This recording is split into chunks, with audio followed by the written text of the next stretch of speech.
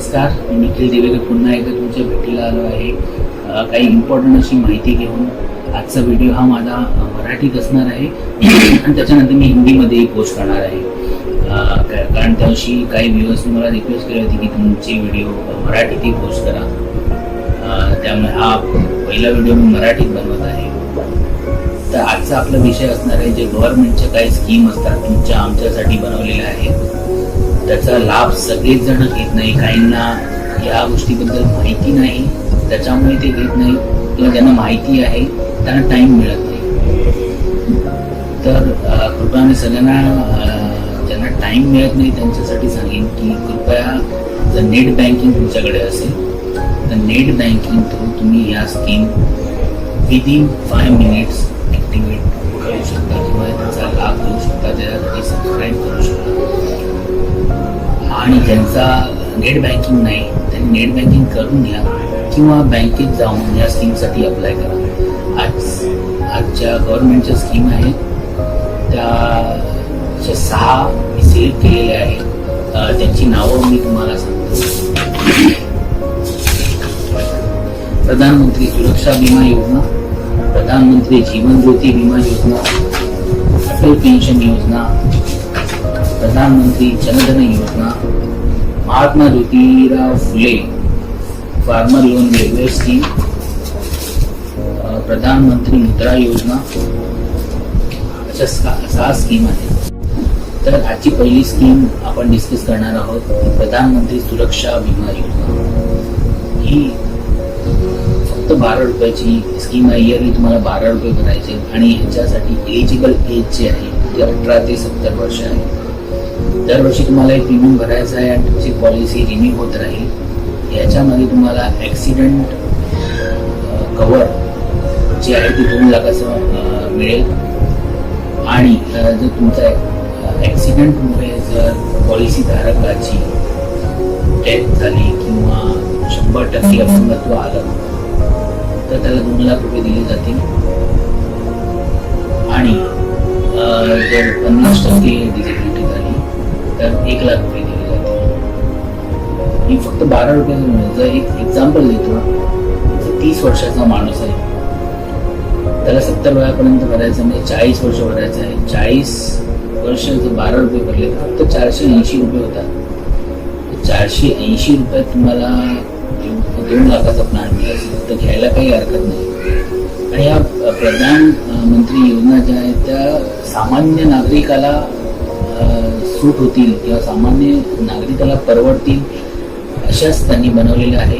त्याच्यामुळे त्याचा जो लाभ आहे तो आपण घेतलाच पाहिजे. अरे ज्याच्याकडे करोडो रुपये तेही घेत आहेत या स्कीम, तर मग आपण का नको? आपणही घेतल्या पाहिजे. आपणही आपल्या फॅमिलीसाठी ह्या सगळ्या स्कीम घेतल्याच पाहिजे आणि तुम्हीही घ्याच असं मी तुम्हाला सांगेन की तुम्ही ह्या सगळ्या स्कीम ॲक्टिवेट करून घ्या. चांगल्या आहेत. 12 रुपये म्हणजे नथिंग. 12 रुपयाला आजकाल वडापाव पण नाही मिळतो का? लॉकडाऊन नंतर तर वडापावची किंमत 12 रुपयावरून 14 रुपये, 16 रुपये, 18 रुपयेपर्यंत पोहोचलेली आहे.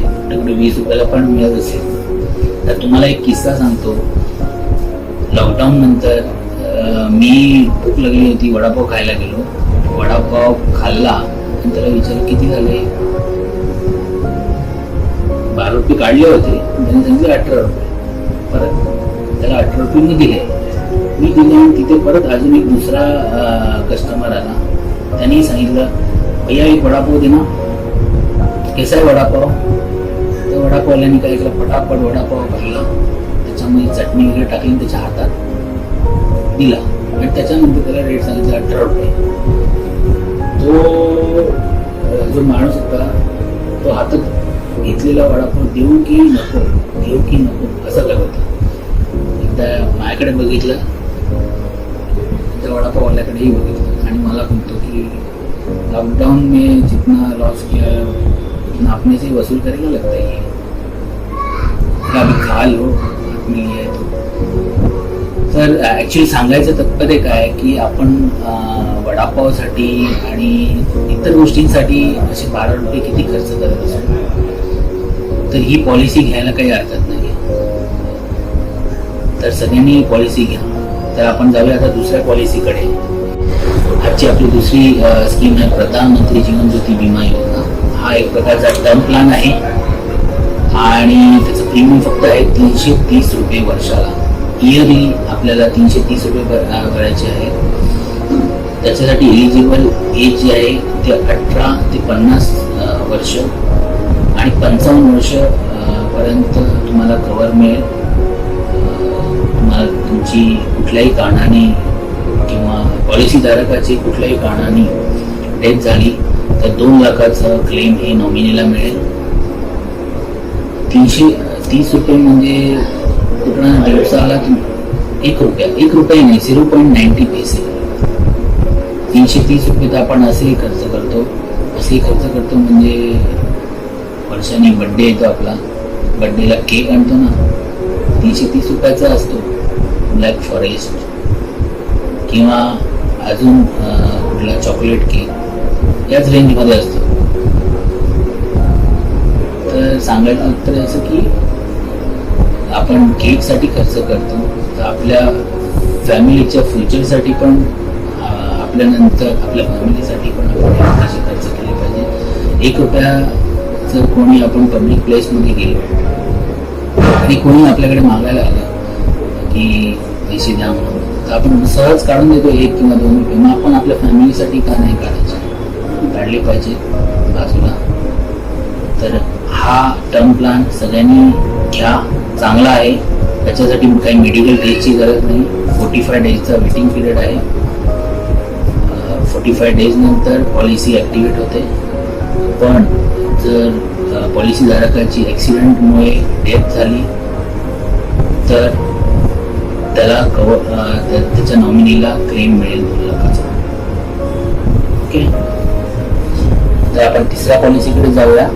तर आजची आपली तिसरी स्कीम किंवा योजना आहे गव्हर्नमेंटची, अटल पेन्शन योजना. अटल पेन्शन योजना गव्हर्नमेंट ऑफ इंडियाने स्पेशली ज्यांना पेन्शन नाही त्यांच्यासाठी डिझाईन केली आहे होती. त्याचं एलिजिबल एज जे आहे ते 18 ते 40 वर्ष आहे आणि त्यांना प्रीमियम जे आहे ते 60 वर्षापर्यंत भरायचं आहे. प्रत्येक वयाच्या व्यक्तीला वेगवेगळं प्रीमियम आहे. त्यांनी 5 ऑप्शन पण ठेवलेले आहेत. ज्याला 1000 रुपये पेन्शन पाहिजे, ज्याला 2000 रुपये पाहिजे, 3000 रुपये पाहिजे, 4000 रुपये पाहिजे किंवा 5000 रुपये पाहिजे. आपण 5000 रुपये पेन्शन ज्याला पाहिजे त्याचं एक कॅल्क्युलेशन समजून घेऊया. बाकीचं प्रत्येक वयोगटातलं असं कॅल्क्युलेशनची शीट जी आहे त्याची लिंक मी इनबॉक्समध्ये शेअर करेन आणि त्याचं कॅल्क्युलेटर पण इनबॉक्समध्ये त्याची लिंक पाठवेन. ती तुम्ही कॅल्क्युलेट करून बघू शकता. आता एक्झाम्पलसाठी मी 2 वयाची व्यक्तींचं कॅल्क्युलेशन केलेलं आहे. एक 18 आणि एक 30 वर्ष. 30 वर्षाच्या व्यक्तीला पर मंथ प्रीमियम येईल 577 रुपये. जे 12 महिन्याचे त्याला 6,924 रुपये भरावे लागतील आणि पुढचे 30 वर्ष त्याला हे भरावं लागेल. त्याचे पैसे जमा होतात 2,07,720 गव्हर्नमेंटकडे. 18 वर्षाच्या व्यक्तीला प्रीमियम बसेल 210 रुपये. अशी 12 महिने त्यांना प्रीमियम भरायचं आहे 2,520 रुपये. अशी पुढची 42 वर्ष त्याला भरायची तर 1,05,840 रुपये जमा होतात. आता काय होतं की हे जे तुम्ही 60 वर्षापर्यंत जमा केले 60 वर्षानंतर तुम्हाला पेन्शन चालू होणार 5,000 रुपये. 5,000 रुपये म्हणजे वर्षाचे झाले 60,000 रुपये आणि तुमचे हे 3-3.5 वर्षात पूर्ण पैसे जे तुमचे जमा झालेले आहेत ते पूर्ण वसूल होतात. प्लस एक्स्ट्रा बेनिफिट काय याचा की तुमच्या नंतर तुमच्या जोडीदाराला ती पेन्शन मिळत राहणार.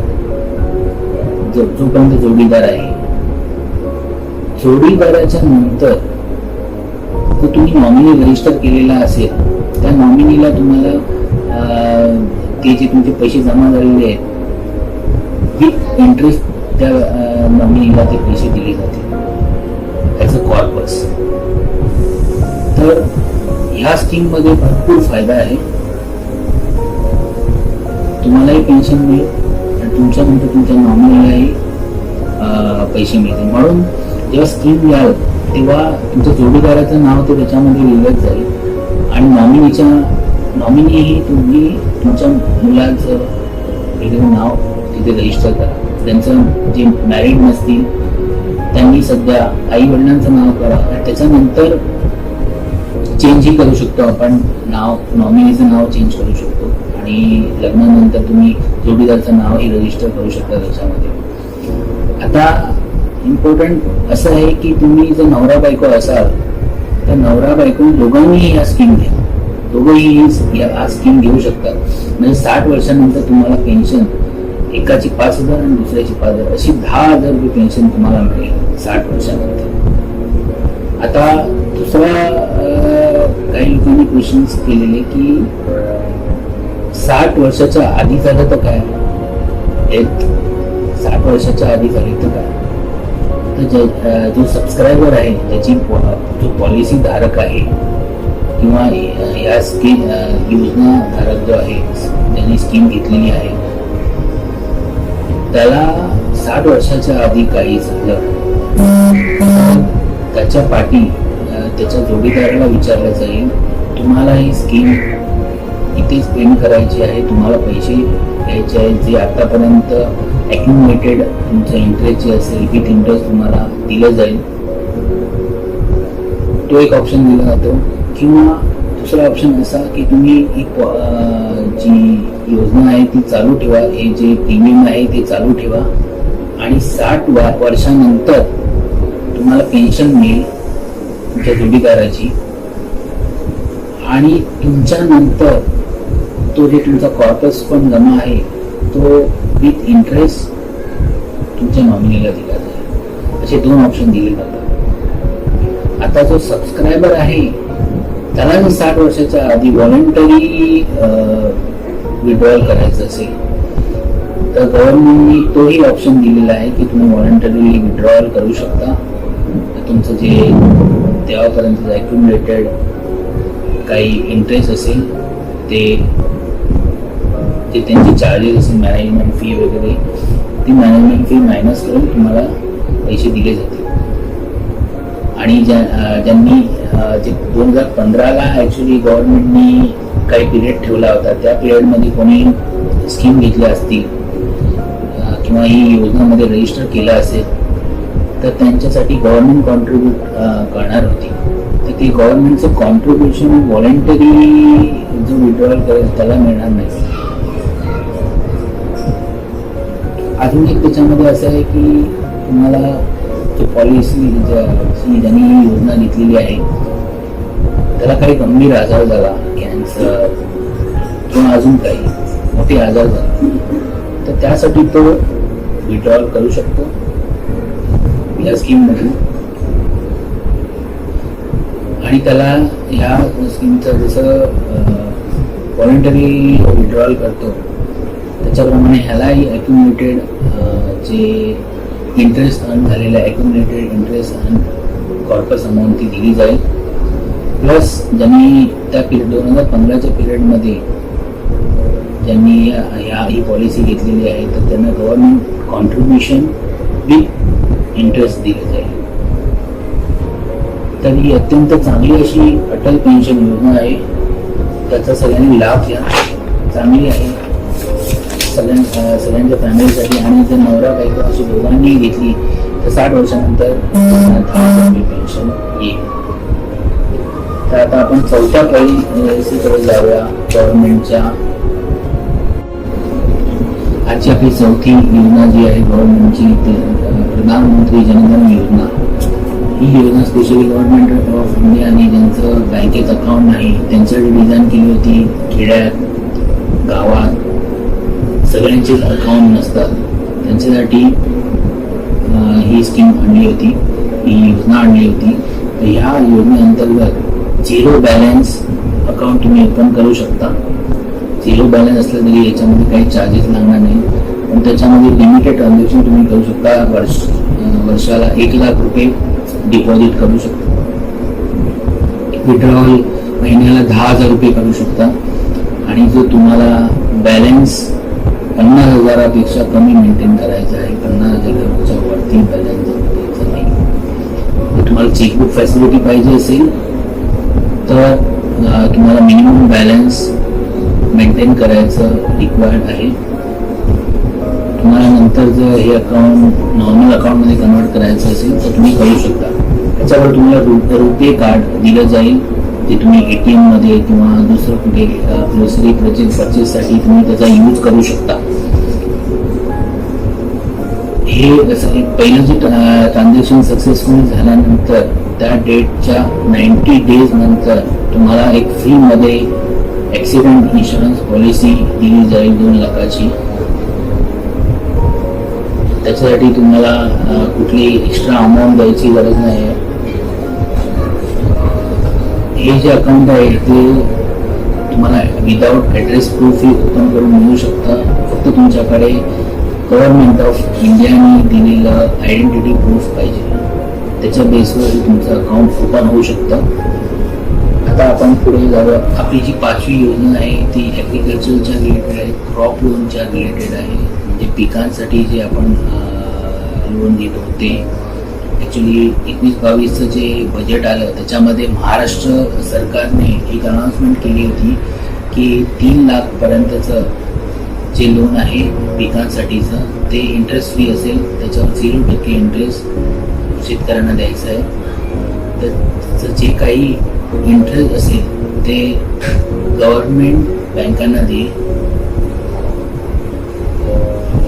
आणि ही स्कीम ही योजना जी आहे ती जे टायमात रिपेमेंट करतात लोनचं त्यांच्यासाठी आहे.